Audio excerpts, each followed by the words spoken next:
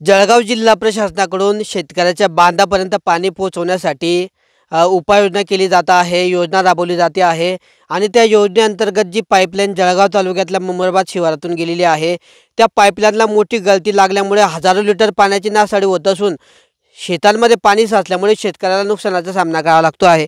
आपण आता मुमरबाद शिवारातल्या त्या शेतामध्ये आहोत आणि आपण जर दृश्यांमध्ये बघितलं तर तब्बल गुडघाभर पाणी या शेतामध्ये साचलेलं आहे। जणू हे गव्हाचं शेत आहे की तलाव आहे असा प्रश्न या ठिकाणी उपस्थित केला जातो आहे।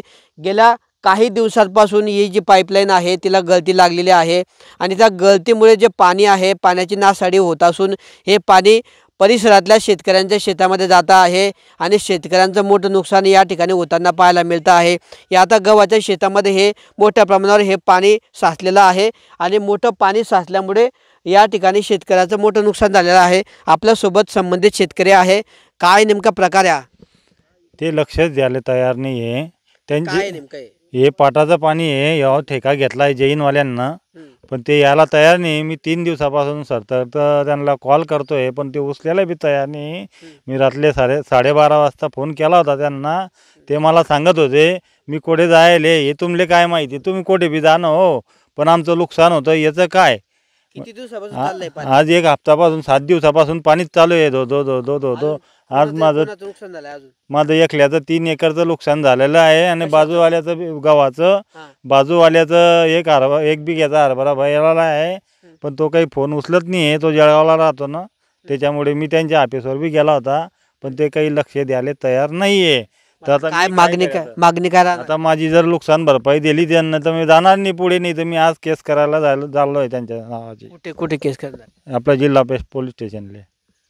तर वारंवार संबंधित जे कंत्राटदार आहेत या संबंधित योजनेचे त्यांच्याकडे पाठपुरावा केला जातो आहे, त्यांना दूरध्वनीद्वारे संपर्क केला जातो आहे, मात्र त्यांच्याकडून टाळाटाळ होत असल्याचा आरोप शेतकऱ्यांनी केला आहे आणि जवळपास 3 ते 4 एकरावरचा गहू या पाण्यामुळे आता शेतकऱ्याचा खराब झालेला आहे, हातचा गेलेला आहे आणि त्यामुळे मोठं नुकसान या ठिकाणी शेतकऱ्याचं झालेलं आहे।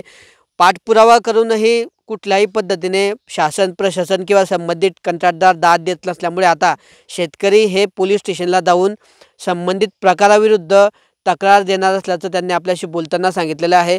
मात्र अशा पद्धतीने जर शासन एखादी योजना राबवत असेल आणि त्या योजनेमुळे जर कुठेतरी शेतकऱ्यांच्या फायद्यासाठी जी योजना ही शेतकऱ्यांसाठी नुकसानदायक ठरत असेल तर हा खरंच चिंतेचा प्रश्न या ठिकाणी उपस्थित केला जातो आहे।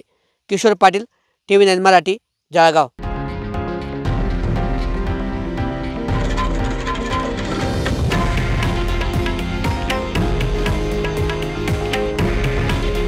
हे आहे देशातील नंबर 1 न्यूज नेटवर्क आणि आपण पाहत आहात TV9 मराठी। काळजी तुमची, हित महाराष्ट्राचं।